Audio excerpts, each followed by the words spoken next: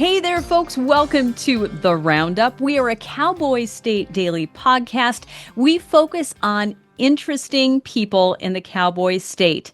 And this guest that we're going to be talking to today, his job, his work, the people he oversees, they are relevant to all of us, to everyone's everyday life. If you use the roads, if you fly in an airplane out of the state of Wyoming, if you are concerned about anything with regarding transportation, public safety, this is the guy that we need to talk to and that we need to get to know. This is Darin Westby. Darin is the head of WYDOT, Wyoming Department of Transportation.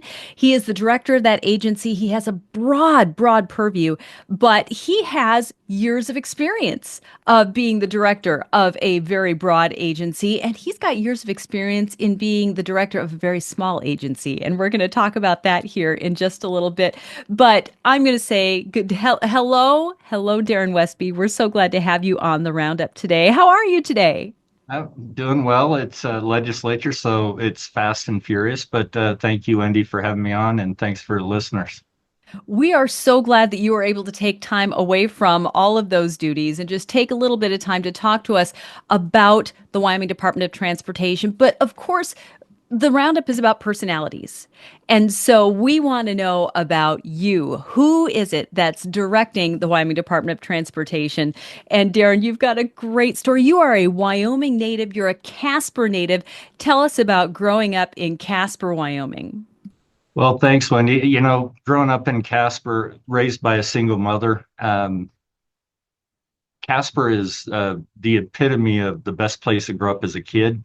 You had outdoor recreation at your fingertips. You can get on your bike and ride to the river. You can get on your bike and ride to the mountain and hike and fish and ride your, motorcycle. It was just a great place to grow up and have the ability to just learn life lessons as you need. The hard way sometimes, I'm sure. Mostly, yeah, mostly the hard ways, yeah. But yeah, had a great schooling, public school. I am the product of public schooling, so I appreciate everything that everybody did. I have some great mentors, you know, teaching mentors that I still stay in contact up there.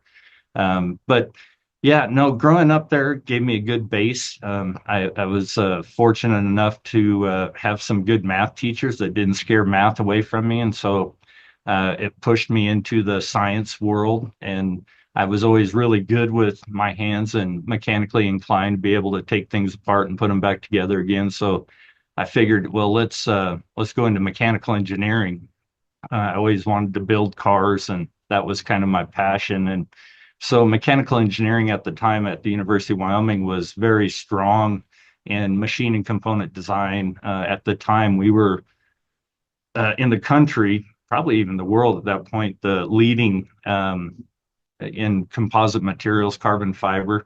I'm not sure Wow. exactly why we had the materials here, but I was taught by some of the world's leading experts. They all did sabbaticals when I was going through the mechanical engineering world. And so we really focused on carbon fiber and building things. I chose to go the car route. And so I gathered a group of my classmates, and for our senior design, we designed and built a Formula One race car Oh, and wow. took it out to Detroit and raced it. And one thing we wanted to be different since we're leading the country in carbon fiber design. I wanted to do something different. Everybody else does like a tube and they covered it, tube structure, like a round tube metal structure, and then covered it with a aluminum skin. We wanted to do something different, so we designed and built a full monocoque carbon fiber honeycomb body. And so we took it out there, and when we pulled into the lot in Detroit, where everybody else's big semis, just like you would see on pit row, we came in with our horse trailer, basically. It was an enclosed trailer, but it definitely screamed Wyoming.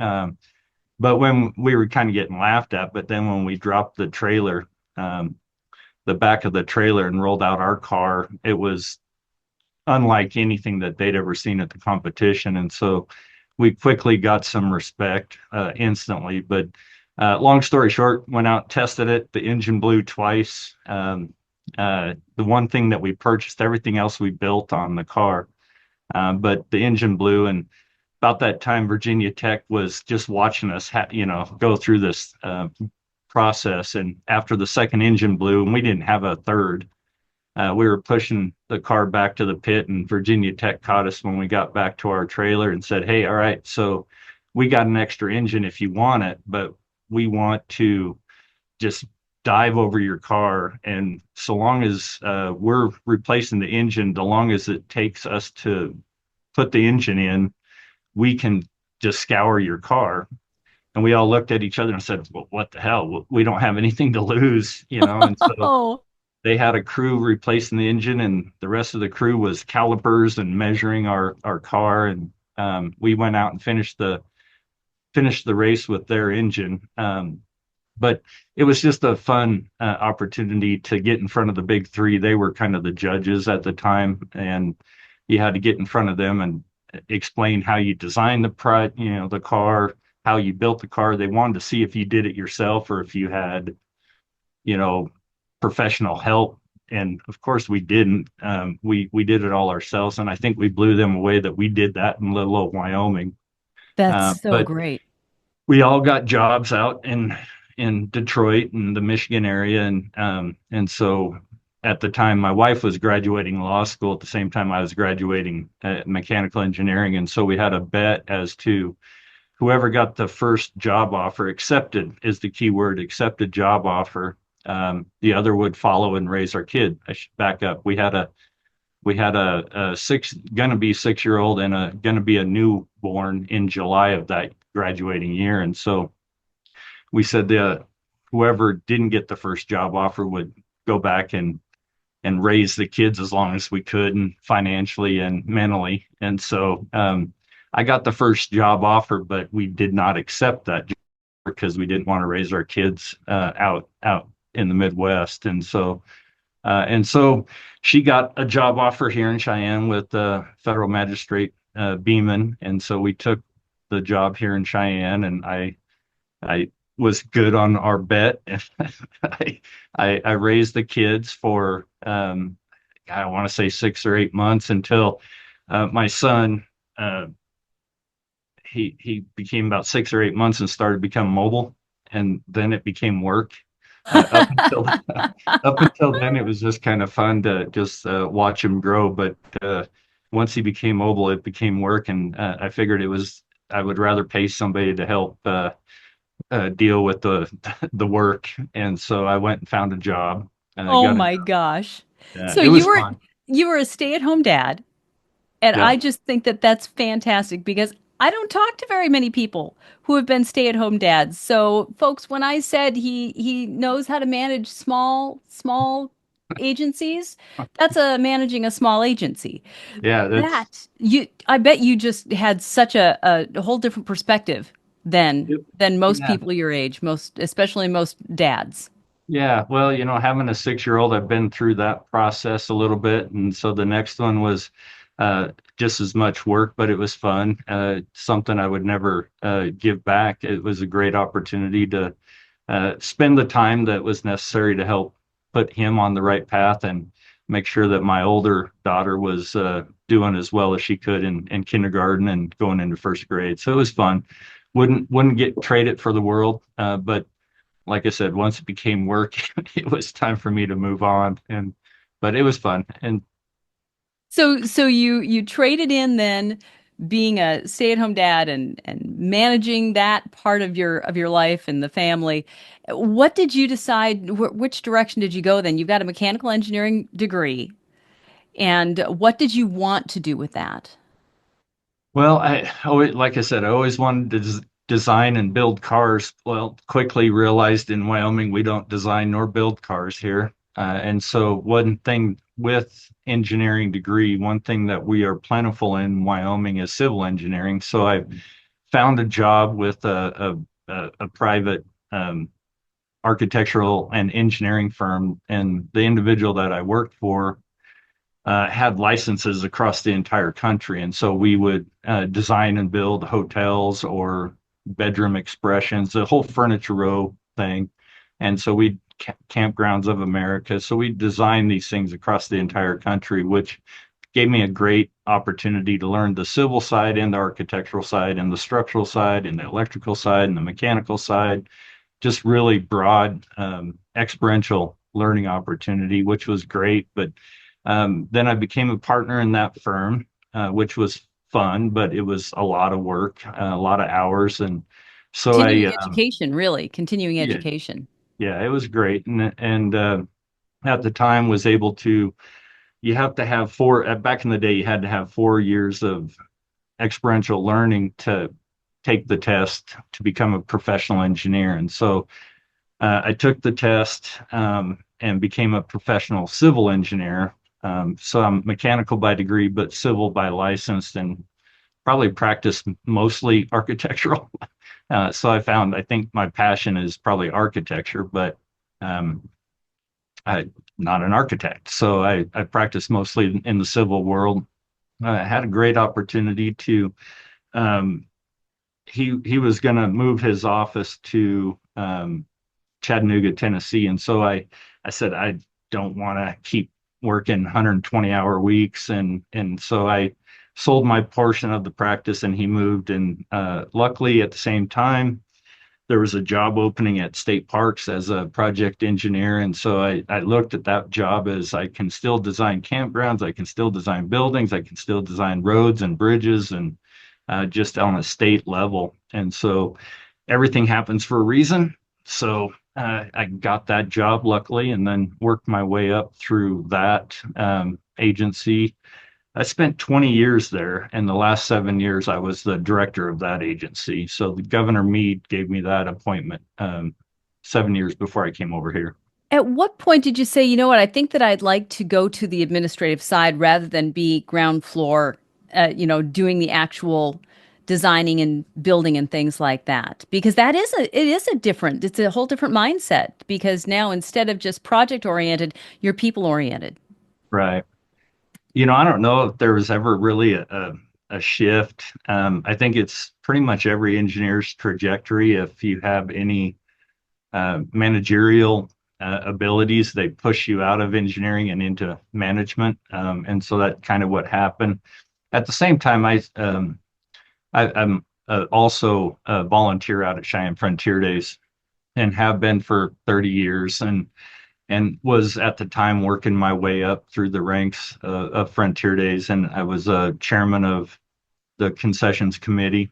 And so I, again, keep utilizing my experiences to hone my leadership and managerial and supervisory skills. And then I got on the board of directors after that. And then I became the general chairman of Frontier Days, which is Wow. basically the chief operating officer. And we had 3,000 volunteers. And so that was my job, was to organize and kind of keep all the 10 committees working in the same direction. So continue to, again, hone that leadership and the skills necessary to manage and lead, a large group. And so it helped definitely at state parks and the ability to lead that organization. But it was much smaller. I joke around quite a bit. I call it the Rainbows and Unicorns Agency because they have great product that every day they get to sell the best product within the state. They are the tourism product. And so that was my job every day, to get up and sell the best product for the state. And it was fun. It's easy. It was interesting. And I had great people. It just attracted passion. Those industry type programs just attract the best of the best, and they're there for a good reason. Now, you did that while you were working at state parks, though. Yeah, no, it's definitely a volunteer position. Wow. I mean, that's a lot of hours, and that really splits your time Yeah, and it splits your it was attention. yeah, definitely. It was it's a second full-time job, but it's evenings and weekends, and it was, you learn how to manage your time when you take on a second thing. And Did your so kids about grow up at Frontier Park? oh yeah, no, they got really there's a great story of so concessions committee, they oversaw the carnival, the food, the beverage, the exhibits, all of the free entertainment. And so my kids grew up during the show, and they obviously got to know everybody, all the contractors at the carnival and the food and all the people in the exhibits, and got to meet all the free entertainment people. So that was fun. But one time I was walking through the midway and I look over and my son was back behind a booth sweeping up balloons, the balloon popping game. Sure. And I'm Yeah. like, that kid looks familiar. And so Oh, my word. they obviously immersed themselves in it as well, and very grateful for that because it took away time from them as well. And so they tried to find ways, and I tried to find ways to keep them engaged. And obviously, when you're the general chairman, you have the ability to meet a whole bunch of people, and it puts you in a good position to introduce them to your family. And so it definitely an opportunity for us to really um, I don't know. I say I use everything to whatever I can benefit, whether it's personally or professionally. And the opportunity at Frontier Days was to meet as many people as I could that positions me and my family better and my agency or whatever better. But It's um, networking. It's yeah, it's the ultimate in networking. but but also as absolutely networking. But I'm also an engineer. I'd rather talk to my feet than get in front of large groups of people. And so I Now, wait a utilize minute. uh, You're an introvert and yet you're oh, leading these major agencies.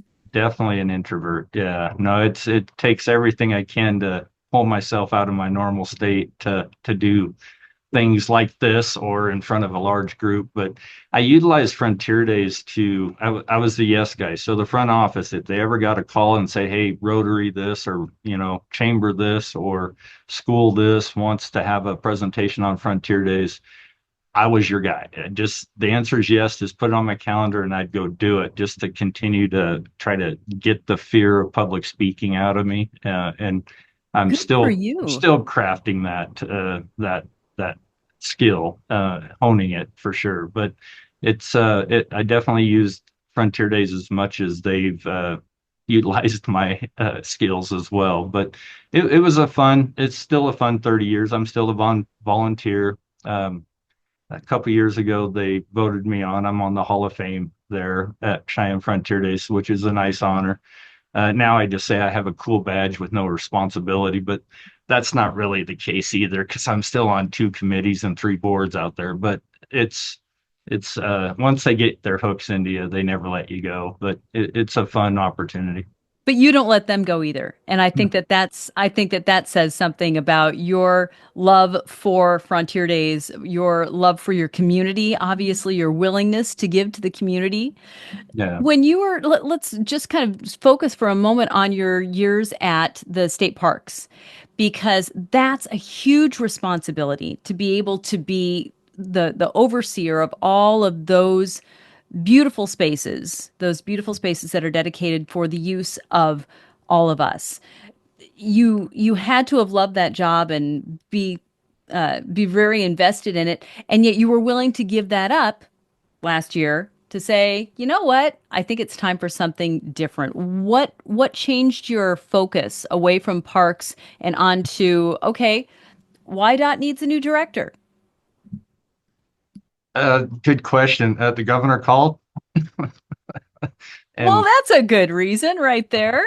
no, it's that's kind of the joking answer. You never tell the governor no more than once. But realistically, I have a PE, a professional engineering stamp, and so I think the governor was looking for somebody that had the ability to come over into WYDOT, into a very engineering oriented agency, and see see what I could do. And so there was very little marching orders other than try to improve the morale and try to change some things that need to be changed for the future of WYDOT and the future of the state transportation system. And so I said I would, when the governor called, I said, please, whatever you do, can we make it interim as long as we can? Because if I don't fit in their culture and they don't fit in my world, it's not going to work. And so I don't want to lose my rainbows and unicorns job over here. And so don't backfill my position until, we both come to the agreement that it was the right move. And so 5.5 months later, we made it official. But the one thing when the governor called and asked if I would look at it, I quickly went into, is this going to work? Is it going to work for me personally, professionally? But then how do I fit into their group? So I went and did some research, and there was a whole bunch of surveys out there that I could read, and I could look at the size of the agency, and I can look at all the agency programs, but I quickly found that WYDOT and parks and cultural resources are very similar. I had at Parks and Cultural, I had engineers, I had construction, I had HR, I had legal, I had people out in the field, I had construction workers, I had mechanics, I had all the things that I have over here at WYDOT, just in a much, much bigger scale. And so one of the surveys I looked at there was a question on the employee satisfaction survey. It said, would you recommend WYDOT as a good place to work? And at the time, this was 2.5 years ago, whenever the two times before, it was 44% said that they would recommend WYDOT as a good place to work. Well, that scares somebody that's coming into it. What am I stepping into? Am I going to have the pride and the passion that I have at my current agency versus going over into some place where the less than 50% of the people enjoy the agency enough to tell somebody to come work for us? Yeah. And so that was a big sticking point. I almost didn't take the job because of that one. And so I vowed with all of the crew when I stepped in as interim to said, hey, what can we do to improve this? And so we worked on, we're still continuing to work on, what needs to be changed to improve the morale, the brand management of the agency, that people would feel compelled to say, yes, we love working here, and go out and find other people that your friends or your family to come work for us, because at the end of the day, we have the best recruiting tools that are working for us. And if those people aren't doing the job of recruiting, I can spend millions of dollars recruiting to try to fill those positions, but we're not going to be successful. So You won't have trying the to change that retention. culture. Yeah. Yeah. And so What are some of the things that you've done and that you've changed since coming in order to make it a more desirable place to work? yeah, I think a good question, and we're still working on it. But I think trying to just improve the brand management of the agency internally and externally. We got a big deficit of funding that we have coming into our agency to perform the mission. But the same token, inside is if we can't change how people feel about the impact of what they do on a day-to-day basis. You kind of led off with that at the beginning. It touches everybody's lives. And if we can't make sure that everybody that works for us, whether they're in accounting or if they're out engineering a road and everything in between, if we can't try to fit them into exactly why they do what they do and why it matters to everything within the state, how can we change, people's thoughts internally and externally on why WYDOT is important? And that parlays into hopefully better morale, understanding the why behind getting up in the morning. I always say, I don't want you doing cartwheels on Monday at 8 o'clock coming in to work, but I definitely don't want you doing cartwheels at 4:59 when you're leaving. It's the time between those cartwheels that are so important and so impactful to everybody's day-to-day lives, that it's just horribly important for everybody to understand that every piece is integral to the success of, and I'd love to say just this agency, but if we fail as a mission, as an agency mission, all of our major revenue streams, the energy industry, the tourism industry, the ag industry, none of them industries are going to be successful. And so trying to just build that brand of impact and build that brand of importance, just if nothing else, that we can start beating our own chest that this is why we do what we do, why it's so important. And hopefully at some point, and I think we're getting there, other people will come to our aid and say, this is why they're so important. This is why it's so impactful to ensure that we get funding, make sure that we get the right people, make sure that we have everything in place to be successful. So we kind of alluded to it at the beginning, but WYDOT is more than just snowplows and it's more than just road repairs. WYDOT is the highway patrol as well. And like you say, it's communication, it's aviation. You've got a huge umbrella over all of these things that, again, affect all of us that move around the state. Tell us where you've been successful in knocking down the deficit in people, because I know for years it's always been, we are so short people here, from snowplow drivers to highway patrol troopers. Where have you seen the best change and the best improvement in staffing? Sure. Yeah. No, thank you for that lead in. So we have, when I came over in March of 23, we had 345 vacancies within the agency. A large portion, I think there were close to 65, almost 70 highway patrolmen that we were short. Probably the same amount in road maintainers or snow plows. In the winter, they plow snow. In the summer, they maintain the roads. And then we have mechanics that were short, and and engineering. So those are the four that we really focus on, trying to ensure that we can get those people hired and not just filling a spot. That's the other thing. I don't want to just fill a vacancy. I want to fill it with the right people. And that goes back to the brand management.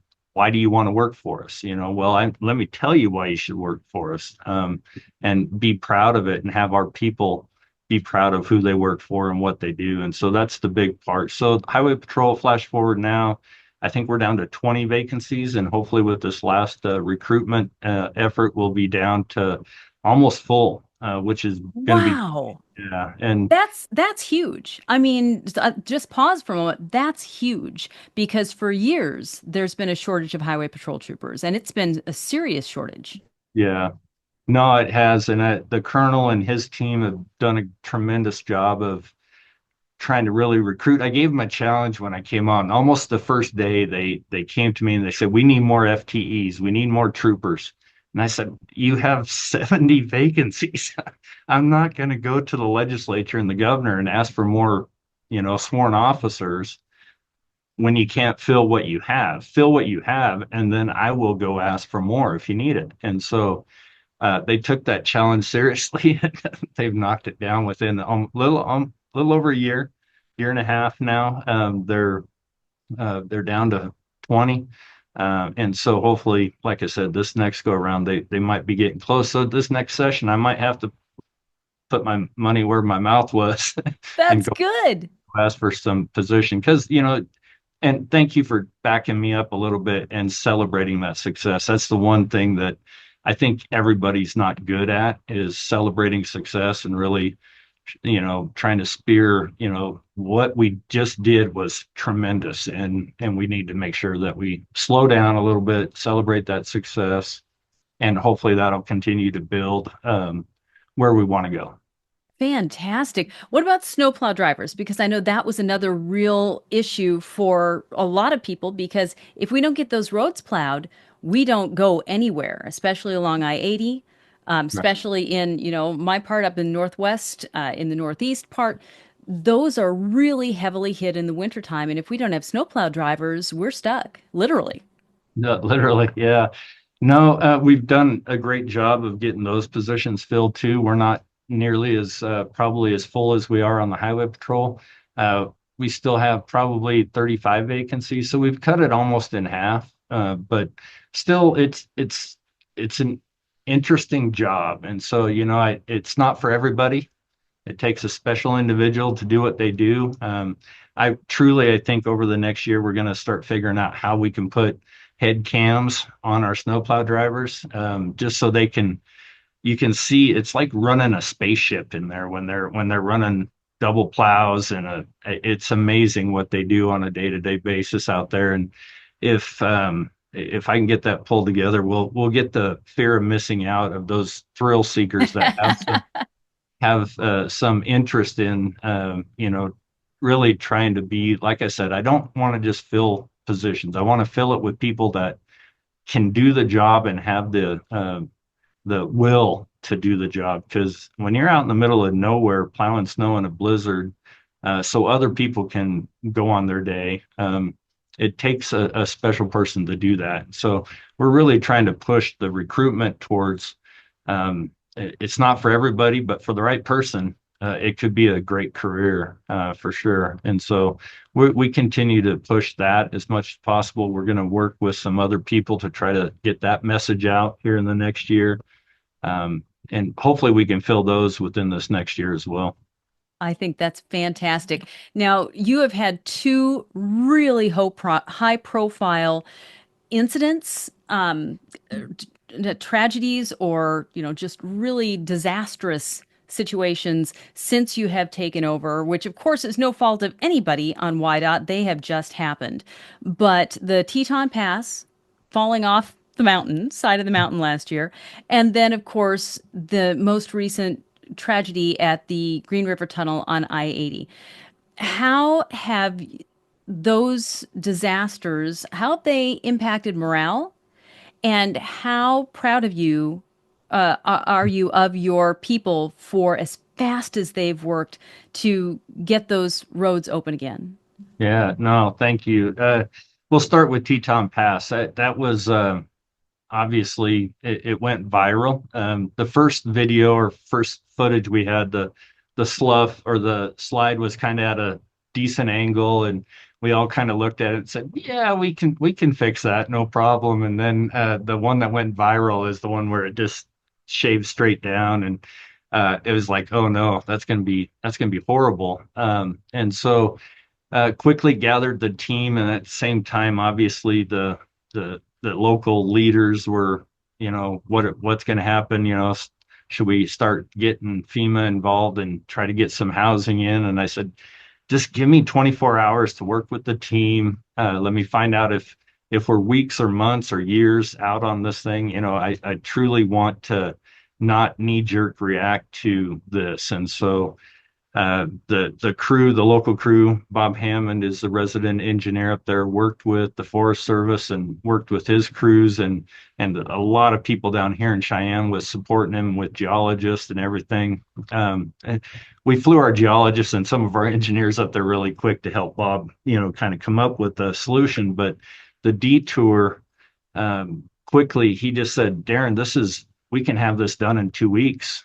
We can get the detour done in 2 weeks. And I'm like, let's not say 2 weeks, Bob. Let's just say weeks. I don't want to shoehorn us into 2 weeks. I just want to know, is it weeks or months? And I can go back to the local community and say, just bear with us for a couple weeks, and we'll get the detour open, and then we'll fix the rest of it down the road. And so that kind of backed them off a little bit from spending millions of dollars on temporary housing or anything like that. And everybody was phenomenal to work with. I had the local leaders up there, all the local communities, they all put up RVs for their people and, parking lots and extra rooms, and they did everything that they could. And so the crews worked, round the clock, obviously, for 20 days. We got it open in 20 days, which was miraculous. But everybody, I think, that worked on it knew who they were working for. They were working hard for the single mother that, was losing 3 hours out of their day. The extra gas money that they couldn't afford to go an extra, 3 hours of drive time. Also, the impact of the just local community, because that putting all those vehicles that used to go over 22 now going up the junction there, it was impactful to everybody. And so they worked hard to get that done. And Evans Construction, who's a local contractor, just was amazing, and just the relationship. Bob Hammond's got over 35 years of experience on that hill. And so his relationships with the Forest Service and with the Idaho counterparts and everything that was going on with the mudslide and the landslide all happening at the same time. It was a pretty proud moment. We probably had close to 300 people that were working on just that project alone. It wasn't just the 10 people up in Teton County. There's a whole slew of people back here supporting them, making that happen, which was pretty cool. And so, from a prideful perspective, it quickly realized that I do have the pride and the passion at this agency that I had at the other one. It really solidified, if you could, I don't ever want to wish this on anybody, but it was probably one of the coolest team building, exercises known to man. And it just fell in our lap, and we were able to execute and show how we could work together and how we could utilize our relationships to make things work a little quicker. And the federal government stepped in and they helped, and it was pretty amazing project, and it still is. I mean, they're still reconstructing the original road, which will be done this spring. But all of it, from the accountants that were paying the bills to the engineers who were designing it to the construction managers out in the field, it was pretty amazing, and still is. I mean, they're still doing it. So Wow. it's been, Again, like you say, you don't wish that experience on anybody because it was an incredible disaster. But what an opportunity for everybody to show what they could do. I just think that's fantastic. yeah. What's I think happening? at one time I said, "All right, now's the time." I was looking at a room full of engineers. I said, now's the time to let the engineering freak flag fly and just solve the problem. How do we, now's our time to save the world here. Very rarely do engineers get the hurrah. And so they definitely were able to do that this at that project. I love that so much. I love that so much. Now you've had a similar challenge now with I-80 and with the Green River Tunnel, and tragically, there was loss of life on that. Again, this was through no fault of WYDOT. There was no problems with the roads. This is just one of those things that happened. And so your crew flew into action to create detours to make a new route now. So now there is two-way traffic again. Tell me about how WYDOT jumped into action after the tragedy at the Green River Tunnel.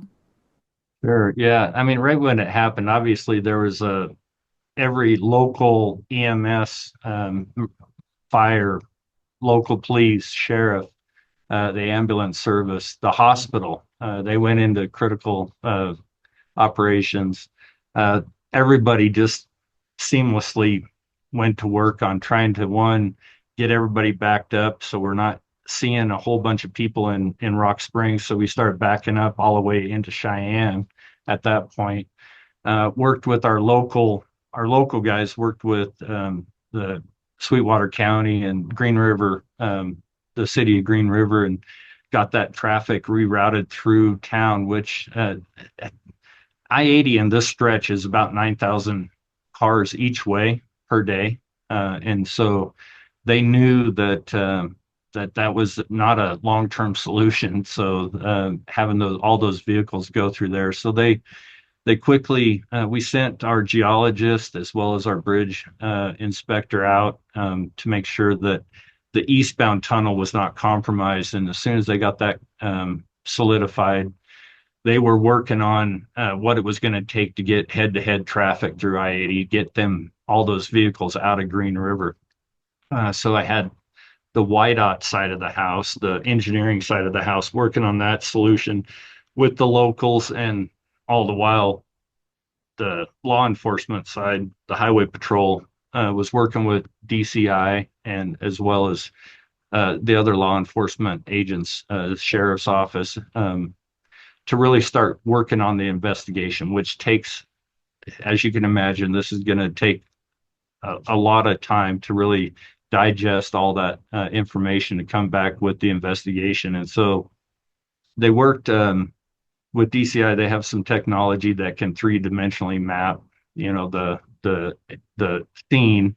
And so that expedited the ability to start extricating vehicles out of the way. And then they'd move the technology further, do the analysis, and then remove vehicles and just kept working their way through the tunnel. That's And fascinating. Oh my uh, goodness. it Talk was, about an interagency cooperation too. oh yeah, no, we work really well with DCI. We work well with all law enforcement, but DCI really came to our aid on this incident. The one thing, this one got a lot of press, but we have, because there was, it was significant, right? But I mean, we have 20, 30 car, 40 car pileups on the interstate, not daily, but quite a bit. And so Especially in winter. our team knows how to deal with it. And it takes time. I mean, it's a very systematic process in which they have to go through to investigate these things. So they work really well with other teams. And with it being in a tunnel, we couldn't use our standard drone technology that we would fly over another pile up that we had just recently on I-80. We were able to fly our drones and map everything. In the tunnel, we didn't have that the satellite coverage, and so we were able to utilize DCI's Faro system to get in there and investigate, which expedited the cleanup and pulling all the vehicles out so they can get in there a little bit further. I the fire was pretty extensive, and I remember at the press conference, just looking at the fire chief sitting in the press conference, pretty stoic. I mean, they did not want to pull out when the fire was going on, because that's what they do, right? But the fire was so hot, it was the concrete and steel on the liner that was over the top of that. They were expanding at different rates, and so the concrete was just coming off the steel and dropping. Well, I can't have. It wasn't my call to pull them out, but I understand why they pulled out. I wouldn't want to 400-pound piece of concrete dropping on anybody. And so rightfully they pulled out. That was not what they wanted to do. And I felt bad for them because that's what they do. But it was the right call. And I felt bad for them for having to make that call. But definitely, I didn't want anybody else get hurt. And not knowing what was in the tunnel, um, last thing we need is more injuries or God forbid more fatalities. And so, but it's just amazing to me when and I say it's the Wyoming way. I'm sure we're not unique, but it definitely was a testament to everything that happened with that tunnel crash. Everybody working together seamlessly, communicating well, directing traffic, doing whatever needed to be done to make this a successful outcome of trying to get that traffic back up and running, get the investigation done, try to sift through whatever wreckage is left to see if there's any remaining, unknowns in there. And so right now we're working on, we got an industrial hygienist through there and they were investigating to see, what type of protective equipment do we need to carry, from a personnel perspective when we're cleaning up the tunnels, getting them ready to be analyzed and come up with a solution. But again, it wasn't just the three guys out on the field. There's a slew of engineers and geologists and material experts back here helping already come up with potential solutions,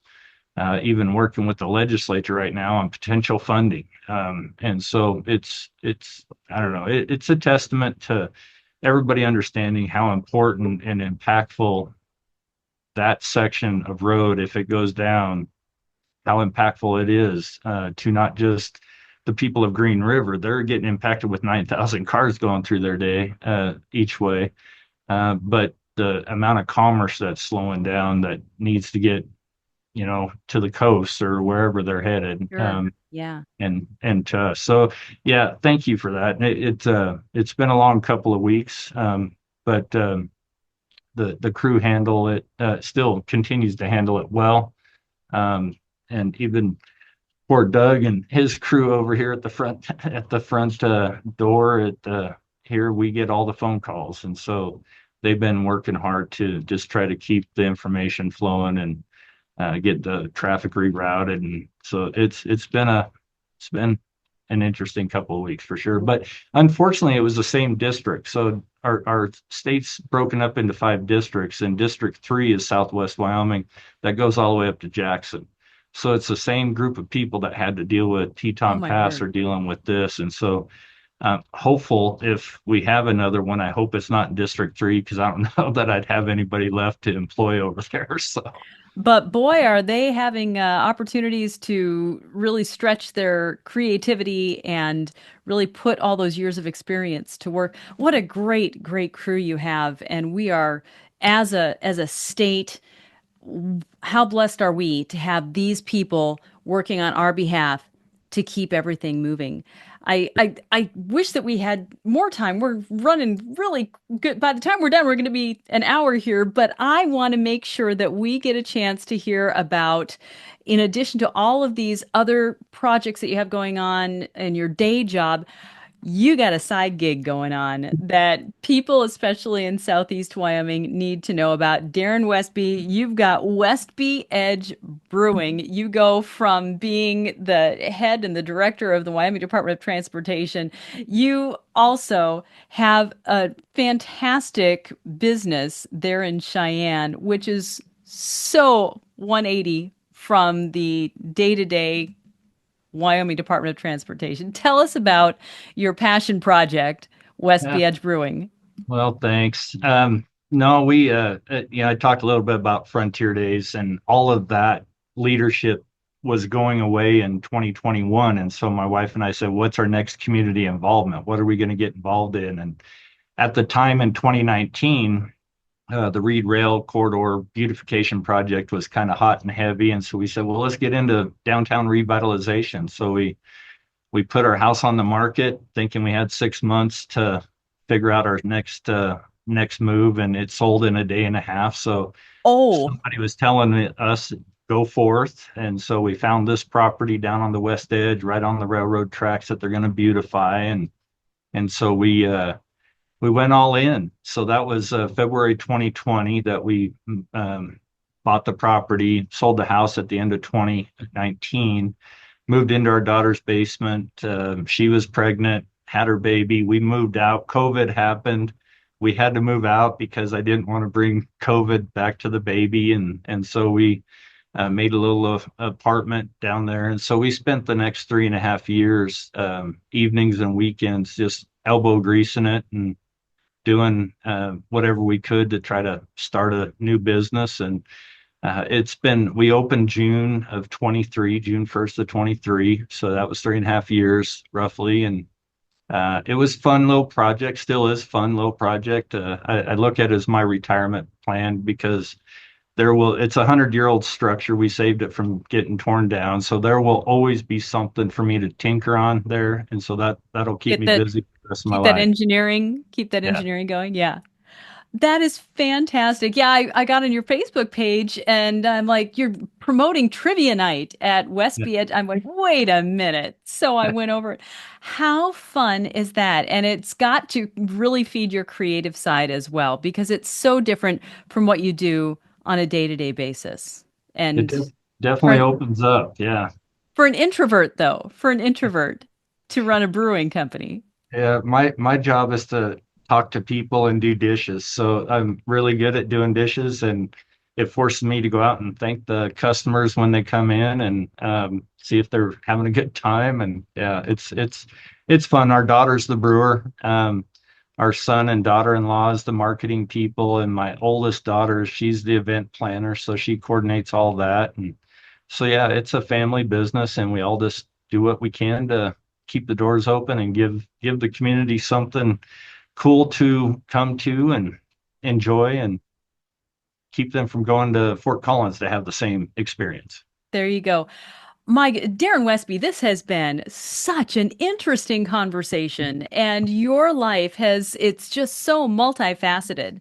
And I just think this has been such a great time, and it gives us a glimpse us out here on the outside looking into the Wyoming Department of Transportation, this conversation gives us a look at the people who are behind these decisions. It's not just a faceless organization and a bunch of trucks going down the highway. It's real people who are making decisions that help us, but real Wyoming people. And Darin, you are a true Wyoming person and just a shining example of what you can do growing up here in Wyoming and moving forward and really making our state better. So thank you, Darin, so much. Well, thank you, Wendy. It's been fun. I enjoyed talking with you, and anytime you want me back to bore you some more, I'd be more than happy. Well, since you didn't bore us, I think that we'll keep you, we'll hold you to that. Folks, we are so grateful to have people like Darin Westby leading our organizations, leading these state-run organizations that really do impact us day to day. And it's been so much fun getting to know Darin and the behind-the-scenes workings of this organization and this agency. We hope that you will come back next week. We'll have another great guest on the Roundup next week. But until then, have a fantastic week. We will talk to you later.